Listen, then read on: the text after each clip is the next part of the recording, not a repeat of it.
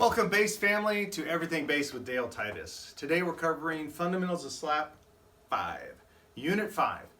If you're a Patreon subscriber to my channel, you might want to pause the video and download the sheet music just so you can have it to follow along with. And if you're not a subscriber, don't worry. I hopefully will describe it well enough that you can add this new idea to your quiver of arrows. Okay, here we go. So this is left hand claps. And now I say left hand claps, but it's fretting hand claps, because if if you're a lefty player, then whatever hand you use to fret notes, we're going to learn how to make a percussive sound with it. And you know what? Full disclaimer, sometimes people struggle with this, so I'm going to go very slowly on just the mechanics of getting a good left hand or fretting hand clap on the strings. Because after that, I'll show you a really cool lick, the kind of similar to what I was playing just a minute ago at the intro. That's honestly quite simple. It's really fun. I will show this lick to people at my clinics, especially people that say, oh, I can't slap, and I'll show them this lesson basically that you're going to have now, and at the end most of them can execute this lick a little slower, but at least they can do it. I think you'll like it. All right, so let's start. Left hand, fretted hand, whatever. I'm going to say left hand a lot. I apologize. I apologize to my left-handed brothers and sisters. Fretting hand. So the idea is simple. You're just going to bring all your fingers up and hit the strings. Now the reason I say that people struggle with this at times is if you hit it too light, you get that, and if you hit it too hard, you get that. The best I can say is it's got to be in between there. It's got to be just a clunk, and it takes some time to kind of get the pressure necessary to make a good percussive click that can be heard. Yet again, not too hard to generate a note, not too light that it makes a harmonic or the strings buzz and rattle. Now, one thing I've done over the years which has made it a little more consistent, and I offer it to you guys, is I'll leave my index finger down. Now you notice I'm not covering all the strings. I just cover the A, D, and G strings with my index finger. That has helped me live, especially when I'm running around like a maniac, that I've got like an anchor point so that when I do this, there's a consistency to it. Also, by leaving this finger down, I don't have to worry about harmonics off of that string. I'm not holding it tight. I'm literally just resting my index finger on the strings as a mute, if you will. And then I just clap. So take a moment, even if you pause the video right now, and just try very slowly to hit and listen to and plug in and turn up the amp even, unless you're going to bother somebody. Turn it up so you can really hear detail and see if you can get a good clunk. To me, it always sounds like someone like closing a car door or something. And don't let, if you're getting too much like of an E string note, that means you're coming down with too much pressure on the tips of your fingers. Try to make it, try to visualize every area of the fingers coming down at the same time with the same pressure. Okay, so again, take as long as you need to get that sound down and be able to repeat it. And then move on to the lick, because you'll have a better time with it. So exercise 1 on Unit 5, fretting hand claps. The first 2 measures, I'm doing quarter notes. Now, quarter notes simply, if you haven't studied sight reading or you don't know what they are, is basically like if you're counting 1, 2, 3, 4, and you're tapping your foot to the beat. Every time your foot comes down, that's called the downbeat, and we're playing quarter notes. So we're going to play 1 time every time our foot goes down.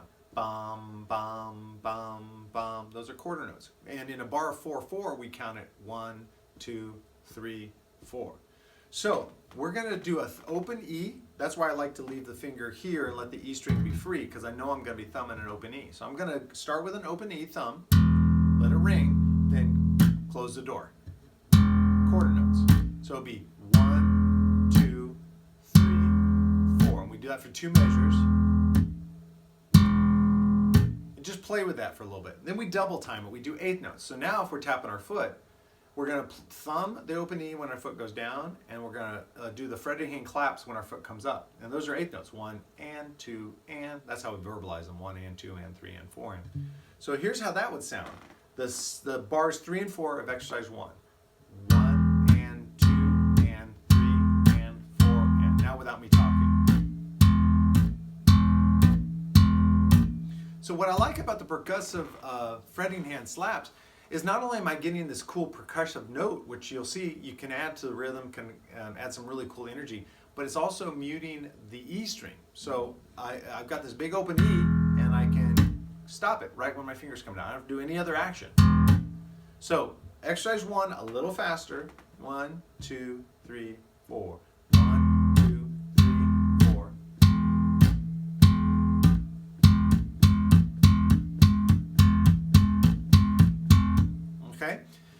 on that until you feel like you're getting a good E string, the timing's right with the clap, the fretted hand clap, that you're getting a good clunk, and your rhythm is consistent.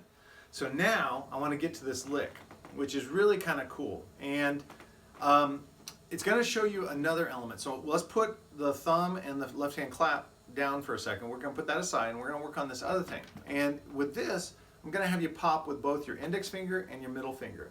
It's possible to do the lick with one finger, but it's much harder to do it fast and smoothly with just one finger. So this part of the lick, I leave my fingers all the way down on the strings. There's no resonance to the strings. Everything's a percussive click. I come down with my thumb and get a muted thumb sound. With my index finger, you notice how it went right underneath the D string as my thumb came down. I'm going to come up with a pop on the D string. Then I come back down with a thumb on the E string. And then I come with my middle finger and I pop on the G string muted. And these are 16th notes, so it's 1 E and a, 1 E and a. Or I could do it as 8th notes, 1 and 2 and 3 and 4 and like that. So practice that. Whereas some people have struggled getting a good sound with the left-hand claps, almost everyone gets the two-finger popping mutes down the second half of the lick. So exercise 2 as written. I'm going to just show you the first 2 measures of it, and I'm going to go slowly. And it's all 8th notes. So it's going to sound like this. It's going to be 1 and 2 and. So you do 2 of those, and then you go 1 of these. So it sounds like this. 1, 2, 3, 4. 1, 2. So some people have asked me at clinics and stuff, why don't I just do just like a ricochet lick and I double up on it? Well, by doing the pop on different strings, it's a more complex, and it sounds cooler. Like, especially if you can put on headphones. Listen to this. Those clicks are different. The muted pops are different. Now, watch if I just do it all G string. See, it seems a little more one-dimensional. I love that much better. So bars 1 and 2, if I speed it up a little bit, we sound like this.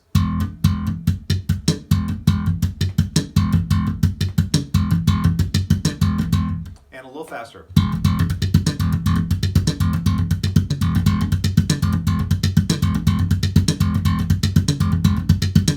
Boy, I love that. Sometimes I have a hard time stopping. I just love that feel of that lick. So now, bar 3, I add one variation to show you just a hint of what you can do to add on to this kind of foundation of a percussive slap groove. And that is, I start with a thumb on the D, on the 5th fret of the A string, and I do a hammer-on onto the E, then I do an open E and a clap. So all I did is, normally the lick starts with thumb, clap, thumb, clap. I take off the first thumb clap and I add a thumb hammer-on. So it sounds like this, which is a cool thing you can transplant to another groove. That's a cool start. Okay?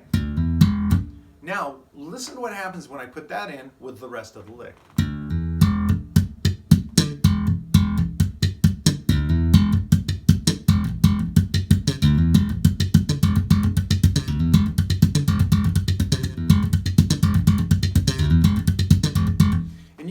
That hammer on around. You can go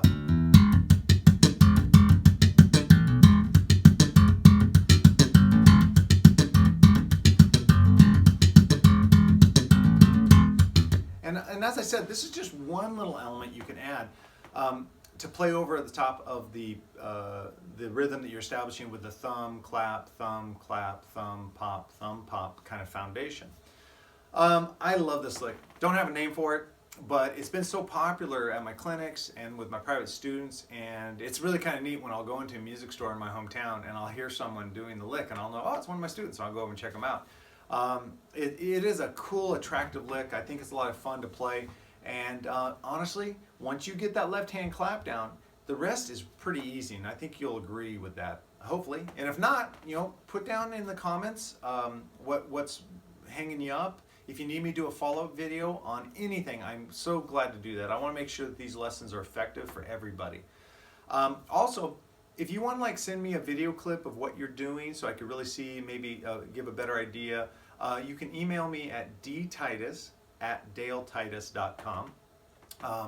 I do only answer those emails in the evening and on the weekends, but feel free to do that. Sometimes that's the best way is for me to actually see your technique, and I can go, oh, I see, maybe try this. Best of all, just be patient with yourself.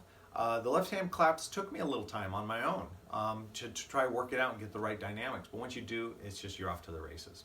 I hope you have fun. I love this lick. I hope you enjoy it too. So today's encore item is another one of my favorite CDs. I have to tell you, I've been really encouraged by messages you guys have sent me saying that you really enjoyed the CDs, that it's introducing you to players you didn't know about, and I think this will be another one. One of my biggest influences, if I had to list out my 10 favorite bands in the entire world, one would definitely be the Dixie Dregs, or the Dregs as they're later known. This album was done when they had the name Dixie Dregs, so it's earlier. If you see anything with just the Dregs, that's more recent. All of them are good. I could literally have picked any one of their CDs out and talked it up, because these are just the best musicians on each of their instruments. Rod Morgenstein on drums, crazy. Steve Morris on guitar. I mean, he won Guitar Player Magazine's Best Guitarist of the Year so many times they had to retire him and just put him in the Hall of Fame. Rightfully so. And on this album, the bass player, Andy West.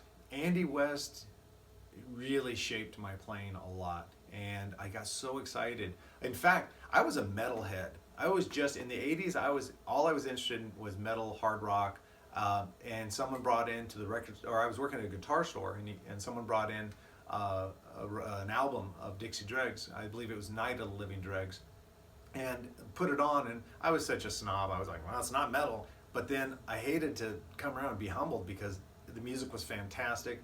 What is the music? That's the hardest question to answer, because there'll be a Baroque classical tune, there'll be a Southern rock chicken picking fiesta, there'll be a straight up fusion, there'll be a hard rock tune, a blues tune. Really, they don't want to be defined by a genre, they just want to make great music. So this album is called What If? And looking on the songs, there's just so many. Odyssey's great. Take It Off the Top, which is the opening track. Take It Off the Top, is definitely a song that is on my workout CD. It's got so much energy to it. Everyone plays so great. I highly recommend it. And this one, easily available everywhere that you buy CDs. Online, Amazon.com, you can get it easily. I think this was a gift, but I did check and I did see it on Amazon. I'm hoping that all these encore items, I can research and make sure they're still available, that you can buy new. So there you have it. This cool little fretting hand clap technique that I want you to add to your slapping arsenal, and What If by the Dixie Dregs. Such a great album.